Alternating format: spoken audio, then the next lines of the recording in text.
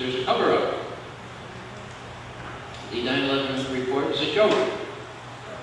The question is, what's being covered up?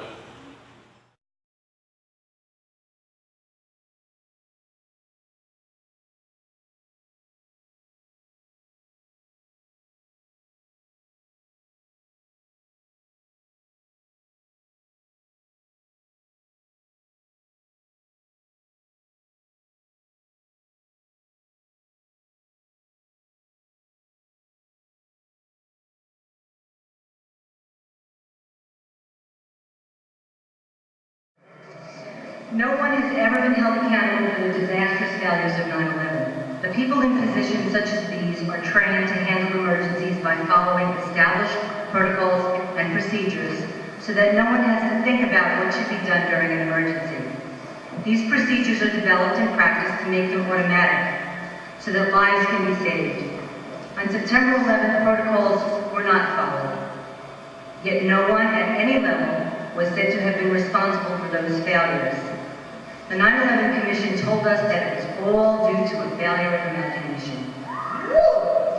September 11, 2001 has been used as the excuse for almost everything that the Bush administration has done since they have been in office. From launching a preemptive war in Iraq to the hastily passed Patriot Act resulting in the assault on the civil liberties of all Americans, to outrageous economic deficits and extensive military spending which have all been justified by 9/11 and perpetrated in the name of the victims of 9/11, including my husband. I can tell you that Ken would have not supported what this administration has done. We need a real investigation into September 11th that follows all of the evidence, wherever it might lead, and the people that failed to do their jobs should be held accountable. We need a real investigation into the events of 9/11 because without one, the ramifications are dire.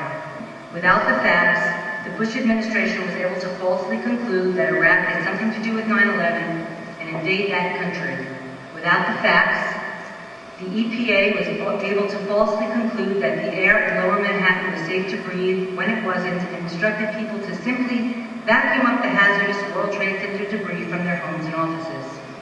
In short, without a real investigation into 9/11, we get agendas imposed on us that are not in our interests.